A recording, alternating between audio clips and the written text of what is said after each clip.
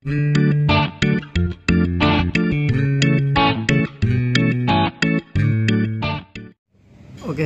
Bang Herdian sebagai pengacara nih, praktisi hukum juga melihat debat kemarin malam Cawapres seperti apa sih? Ini artinya kan viral nih terkait sikap Gibran terhadap Pak Mahfud MD nih. Gimana Bang melihatnya Bang? Ya, kalau saya melihat sebagai ya satu manusia, kedua praktisi hukum, yang ketiga warga negara Indonesia, saya pikir memang yang ditampilkan atau dipertontonkan dalam debat Cawapres kemarin yang saudara Gibran ya kepada Pak Profesor Mahfud MD, ya itu menunjukkan karakter dia sejatinya bagaimana. Artinya ya beliau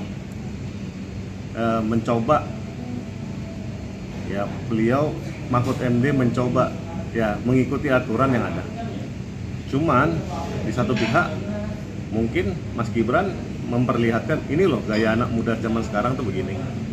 Nah, itu yang bisa kita lihat bahwa sebetulnya apakah kematangan atau kedewasaan seseorang cawapres itu ya sedemikian atau memang itulah gaya anak muda zaman sekarang.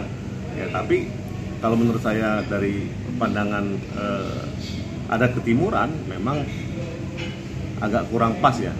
Akibatnya ya timbul polemik di masyarakat bahwa sebetulnya ada yang kurang pas ini karena memang si anak muda kok malah nggak menghormati yang lebih tua dan kesannya malah mengejek karena kan ini profesor katanya gitu, nggak perlu diiniin ya. Tapi menurut saya sikap dari Profesor Mahfud ya dengan taat aturan ya dipertontonkan cukup baik lah, artinya komunikasinya bagus ya. Cuman disayangkan bahwa Mas Gibran mungkin agak terlalu ya menunjukkan diri aslinya lah.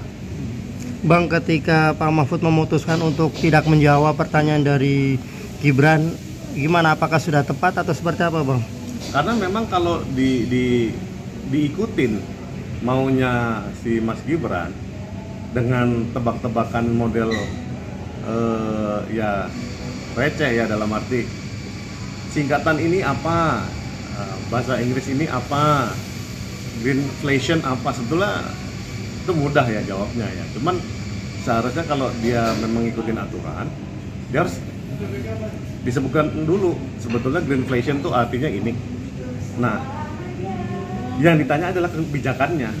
Ketika lo jadi wakil presiden, ketika kamu jadi wakil presiden, kebijakan apa yang akan diambil, keputusan apa yang akan diambil, sikap itu yang harus jadi pegangan para pemirsa ya. Makanya sangat tepat Prof. Mahfud MD untuk menolak untuk diajak ke bidang itu, karena terus terang ya kembali lagi Mas Gibran menunjukkan sifat aslinya, karakter aslinya, tingkat kedewasaan aslinya memang ya sedemikian itu adanya. Saya nggak menyalahkan, memang karena beliau itu ya begitu. Oke Bang, ketika Gibran memberikan pertanyaan berupa singkatan, terus Pak Mahfud sempat bertanya artinya, dan Gibran ada sedikit melontarkan kata bahwa kan profesor, itu gimana Bang melihatnya Bang? Apakah pantas Bang seperti itu Bang sebagai cawapres? Itulah sifat asli seseorang ya. Tapi saya menyayangkan itu kok harus dipertontonkan di halayak ramai. Makanya saya pikir memang Mas Gibran itu bukanlah Pak Jokowi ya. Bahwa Mas Gibran itu adalah anaknya Pak Jokowi. Ya anak presiden gimana sih? Nah, gitulah. Menurut saya, pendapat saya tuh gambaran Mas Gibran ya kayak gitu. Bang, banyak yang menyebut tindakan Gibran itu masih kekanak-kanakan Bang. Apakah ini juga yang artinya batas usia 40 tahun yang memang harus begitu dipentingkan ketika menjadi seorang pemimpin negara? Secara filosofi, batas umur itu sebetulnya untuk menentukan seseorang itu dewasa atau tidak, itu kan terlihat dari sikap dan cara dia mengambil suatu keputusan. Tapi umur yang dipakai acuan umum untuk menentukan sebuah dewasa atau tidak dalam memimpin sebuah lembaga negara memang tidak bisa lepas dari penelitian ataupun dari hasil-hasil yang memang ditemukan di lapangan. Nah, hasilnya begini nih kan, artinya Mas Gibran sendiri mempertontonkan sebetulnya tingkat kedewasaan yang menurut orang banyak atau saya pribadi memang agak kurang elok lah dipertontonkan. Contohnya kalau misalnya ya kita ditanya sama orang tua yang lebih tua, masa ditanya kok pertanyaanmu begitu? Nah, kan kamu lebih tua daripada saya, harusnya kamu lebih tahu dong. Coba dipikir, satu, selain nggak sopan, kedua, oke, dia sama-sama wakil presiden, tapi memang etikanya menurut saya nggak ada sih. Jadi ya mungkin buat beliau Mas Gibran etika tuh nggak perlu, karena dia anak presiden ya. Jadi ya mungkin ya suka-suka dia juga nggak apa-apa menurut saya ya, karena ya karakter dia aslinya memang muncul ya waktu debat itu. Oke, apa yang dikhawatirkan ketika seorang wakil pemimpin negara bersikap seperti itu untuk nasib bangsa Indonesia sendiri, Bang?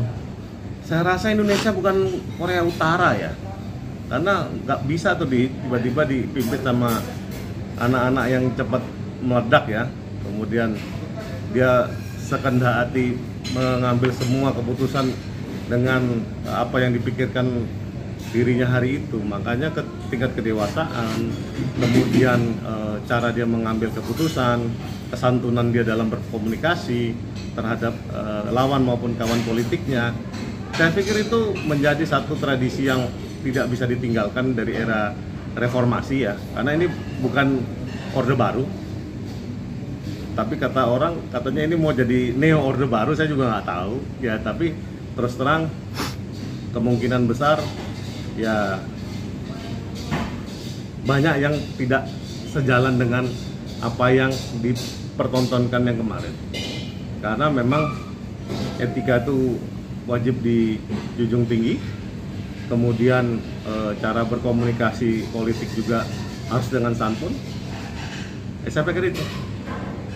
Bang, sebagai pengacara praktisi hukum, Abang lebih condong menaruh harapan ke calon presiden siapa nih, Bang, di antara ketiganya nih, Bang? Sebetulnya ketiganya adalah produk terbaik dari sistem yang ada. Saya berharap sebagai praktisi hukum cuma satu, yaitu kepastian hukum dikembalikan lagi seperti masa Presiden Jokowi periode pertama. Karena kepastian hukum, kemudian hukum itu tidak tajam ke bawah, tapi juga tajam ke atas juga.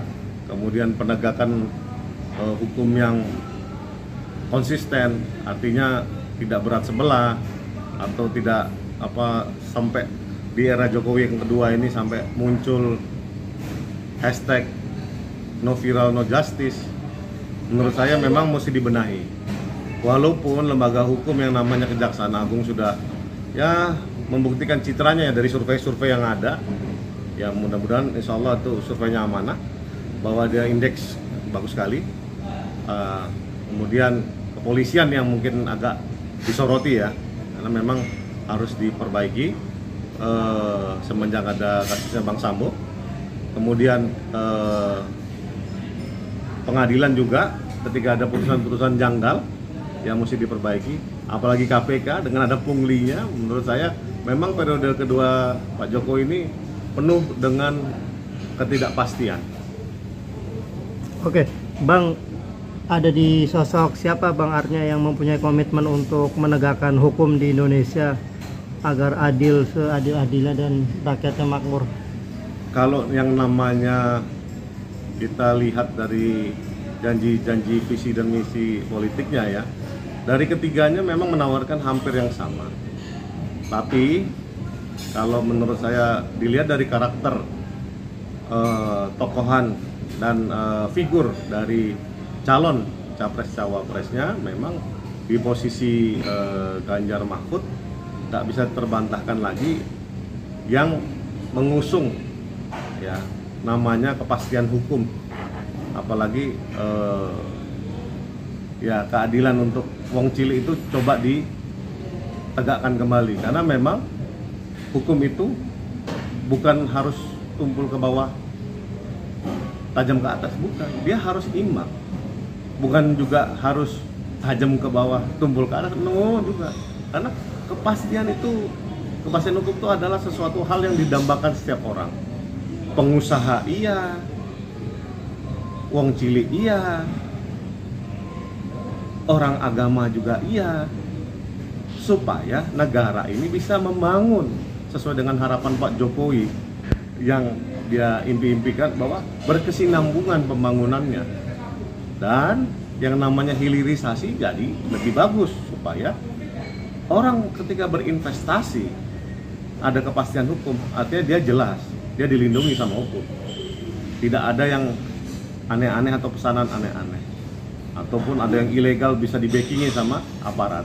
Itu yang harus ditiadakan supaya negara ini bisa maju. Makanya kemungkinan paslon nomor 3 itu jauh lebih menjanjikan daripada yang lainnya.